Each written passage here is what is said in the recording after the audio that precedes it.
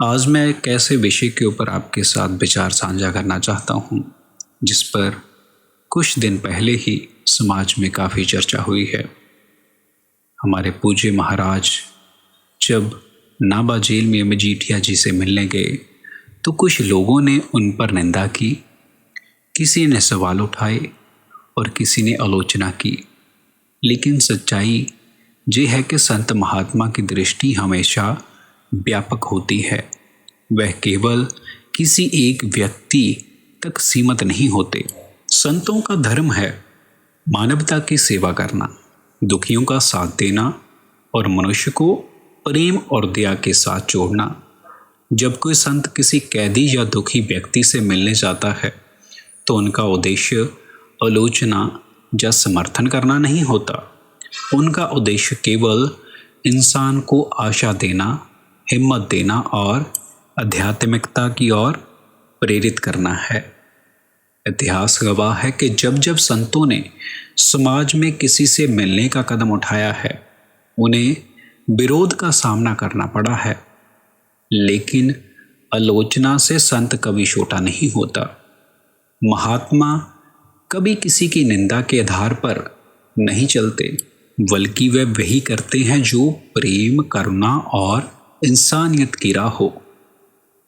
बाबा जी का जेल में जाना किसी व्यक्ति विशेष के पक्ष या विपक्ष का संकेत नहीं है, ये केवल मानव धर्म है। गुरु नानक देव जी ने भी कहा था, ना कोई बुरा ना कोई चंगा, सब ही में वही परमात्मा है। उसी तरह संत अपराधी हो जा सज्जन, अमीर हो जा गरीब, हर किसी को सामान्य दृष्टि से देखते हैं। जो लोग इस बात की आलोचना कर रहे हैं वह शायद संतों की असली भावना को नहीं समझ पाए हैं। संत हमेशा वही सिखाते हैं कि हमें दूसरों की गलतियों को देखकर उनसे नफरत नहीं करनी चाहिए, बल्कि दया और सुधार का रास्ता दिखाना चाहिए।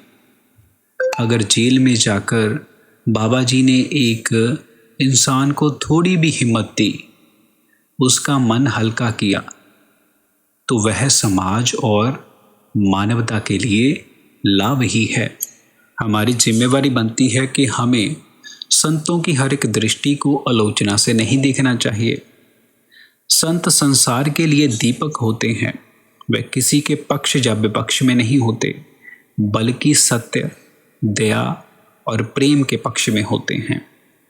अगर आज बाबा जी किसी से मिले हैं तो उनका मतलब है कि वह हमें सिखा रहे हैं कि हमें हर एक इंसान को उनकी परिस्थिति चाहे जैसी भी हो, प्रेम और करुणा से देखना चाहिए। आइए हम आलोचना में समय गंवाने की बजाय संतों की शिक्षा से प्रेरणा लें और अपने जीवन को प्रेम, नाम और सेवा से भर लें। यही असली रास्ता है और यही संतों का संदेश है।